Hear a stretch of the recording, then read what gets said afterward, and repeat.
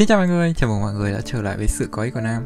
Hôm nay thì chúng ta sẽ làm một món bánh mì mềm vô cùng dễ thương và đáng yêu luôn. Bên trong nó thì sẽ là nhân custard, sữa chua và bên ngoài thì hình con mèo xinh xắn như thế này. Mọi người hãy cùng làm với tôi nha.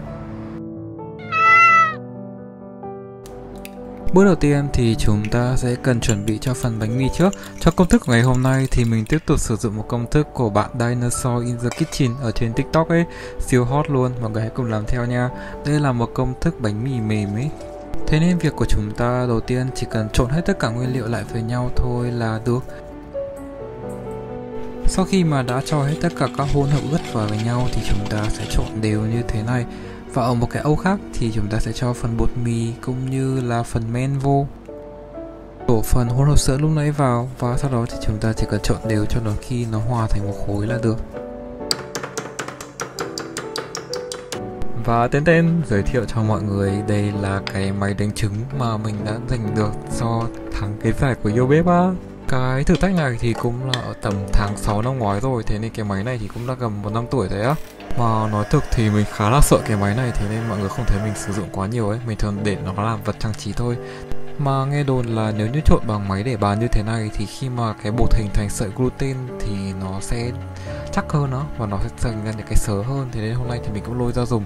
Khi mà bột bắt đầu nhìn nó mịn và mượt như thế này thì mọi người sẽ cho phần bơ vô nha. Lúc này thì sờ nó vô vẫn là dính tay ấy, nhưng mà chúng ta sẽ cho phần bơ.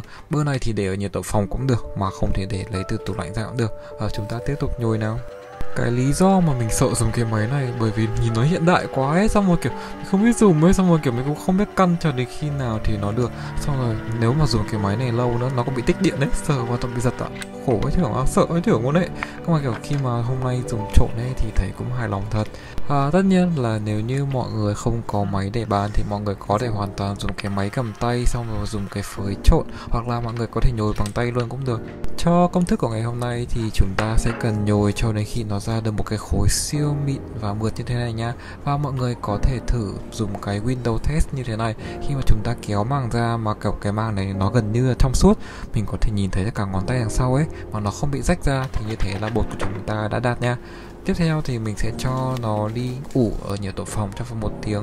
Mọi người hãy lấy một cái màng thực phẩm để mà cho bột của chúng ta không bị khô. Và đây là sau 1 tiếng, chảy sao nó nở hết cả lên đấy, nhìn xinh vậy. Khối bột của chúng ta lúc này thì nó sẽ to gấp đôi so với khối bột lúc nãy. Thì đầu tiên mọi người hãy ấn cái tay vô, vì đây là cái cảm giác sướng nhất trên thế giới luôn đó. Phê khủng khiếp luôn ạ, đúng kiểu đệ kim đao á. Sau đó thì mọi người sẽ cần nhồi nó qua một chút để mà những cái bọt khí còn sót lại bên trong ấy nó có thể ra được hết, thì chúng ta mới có thể làm tiếp tục. Sau đó thì chúng ta sẽ tiến hành cắt những cái phần bột này ra những từng cục nha. Hôm nay thì mình sẽ làm bánh khoảng 50g, thì mình sẽ làm ra được tầm 5 cái á. Phần bột sau khi mà chúng ta đã cân xong thì mọi người hãy lấy một cái mặt nào mà nhìn nó mịn nhất. Và sau đó thì nhẹ nhàng kéo những cái phần viền xung quanh về phía đằng sau ấy, sao cho cái mặt mịn nó luôn ở trên. Thì như thế này là được ấy. Cái cách làm thì cũng gần giống như là làm một cục bánh bao nhỉ. Và chúng ta cứ tiếp tục làm tương tự như thế cho đến khi hết phần bột. Lưu ý khi mọi người cắt bột thì mọi người hãy cắt bằng một con dao hoặc là một cái kéo nhá. Nói chung là một vật sắc ấy thì cắt nó sẽ lỡ làm hỏng mấy cái gluten trong bột hơn. Chúng ta sẽ cần ủ nó thêm một lần nữa trong tầm 30 phút. Và trong thời gian chờ đợi thì chúng ta hãy đi làm nhân nha. Cho phần nhân của ngày hôm nay thì mình đã tham khảo công thức của Tara Kitchen. Nó là một cái custard cơ mà nó là sữa chua ấy, ăn nó cực kỳ ngon luôn. Nhất là khi ăn với cả bánh mì ấy, kiểu bánh mì thì mềm, xong rồi có một cái nhân kiểu nó mát mát và chua chua bên trong ấy, ăn phê khủng khiếp luôn ạ.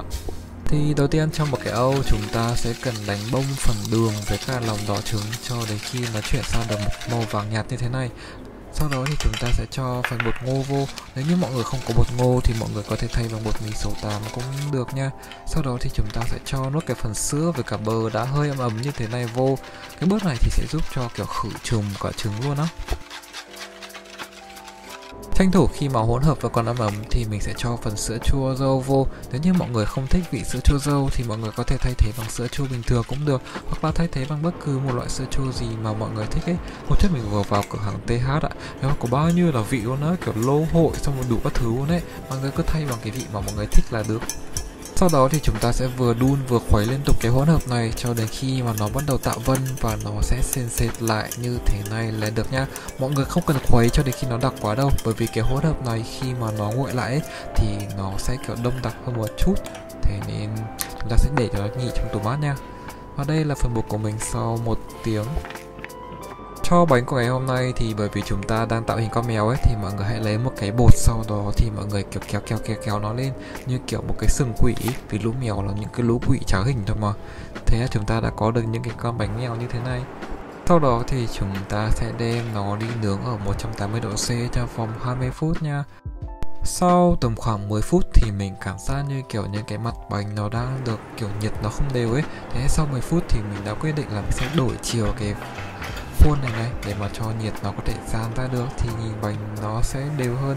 Khi mà bánh vẫn còn đang nóng như thế này thì mọi người hãy quét bột hỗn hợp.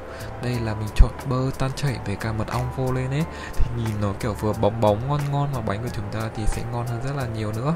Lưu ý là mọi người phải thao tác khi mà bánh vẫn còn đang nóng nha, thì cái phần bơ này nó sẽ ngấm vô cái phần vỏ ấy. Nếu như mọi người làm khi mà bánh nguội thì nó sẽ gần như là tạo một cái lớp màng ở trên ấy, nhìn nó không được xinh lắm đâu. Để mà tách bánh ra khỏi khuôn thì mọi người có thể lót một lớp giấy nến trước thì tách dễ hơn, hoặc là nếu như quên như mình thì mọi người có thể dùng một cái dao và rạch nhẹ nhàng ra thì bánh cũng ra thôi mà. Rồi thì chúng ta sẽ cần đục một cái lỗ ở phần dưới đáy. Và để mà có nhiều chỗ cho bơm nhân thì mọi người hãy lấy con dao, sau đó thì kiểu xoay một vài vòng ấy, thì cái bánh của chúng ta sẽ rỗng hơn, bơm được nhiều nhân hơn thì bánh sẽ ngon hơn đó. Và hôm nay thì chúng ta sẽ tiếp tục trang trí cho những cái bánh này thành một hình con mèo dễ thương. Bây giờ là 12 rưỡi đêm rồi ấy. Mình đang nói bằng cái giọng khá là buồn ngủ ấy. Hy vọng là mọi người không buồn ngủ theo mình. Với cái phần trang trí này thì mọi người có thể dùng sô-cô-la tan chảy như thế này. Và nếu chẳng may mà vẽ nó xấu ấy, thì khi mà cái phần sô-cô-la còn ướt, mọi người cứ quẹt một phát một đường đi, thế là chúng ta có thể vẽ lại được ngay á. Lúc đầu thì mình chỉ định vẽ mắt với cả hai phần râu như thế này thôi, cơ mà nhìn con mèo nó có bị ngu ngu kiểu gì ấy. Thế nên cuối cùng thì mình đã quyết định ăn cắp họa tiết của bé Mây Dung khi mà bé vẽ cho con thỏ, và nhìn nó sẽ xinh xắn như thế này này, kiểu nhìn nó như kiểu mấy con mèo khệnh khạng và buồn ngủ ấy. Cơ mà kể cả có đi ăn cắp thì cũng phải tự sáng tạo một chút, và đây là sáng tạo của mình. Nó nhìn giống con mèo Puss in Boots đâu, con này hay là nhìn đáng sợ. Chả ai biết nhỉ. Tên đây là phần sô-cô-la và bánh của mình ngày hôm sau. Khi mà mọi thứ đã khô lại thì cái mặt lúc này nó không còn bóng nữa ấy, cơ mà ăn thì nó vẫn cảm nhận được một chút vị bơ cũng như là vị mật ong đó nha. Buồn cười cái hôm mà mình nướng cái bánh mì ý, bình thường thì mẹ mình sẽ không bao giờ quan tâm là mình nướng bánh ngọt như thế nào đâu, bởi vì mẹ mình sợ béo ấy. Cơ mà hôm đó mình nướng bánh mì xong rồi kiểu nó thơm quá ấy, xong lúc nướng lúc 3-4 giờ chiều nữa, xong rồi mẹ mình đói á, xong mình bảo mẹ không ăn được cái bánh này đâu, bánh này nhiều bơ sữa lắm. Cơ mà không sao đâu con ạ, ngon thì bất chấp hết. Thực thế là chứng tỏ cái bánh này rất là ngon luôn rồi á, bên trong thì vừa mềm còn chút nhân nữa, tuyệt vời luôn á. Cảm ơn mọi người vì đã xem đến tận đây. Nếu như mọi người thấy thích video này hãy ấn like và đăng ký cho kênh của mình, bình luận bên dưới cho mình biết nha. Mọi người sẽ thành công với món bánh này, và hẹn gặp lại mọi người trong video tiếp theo. Giờ thì bye bye.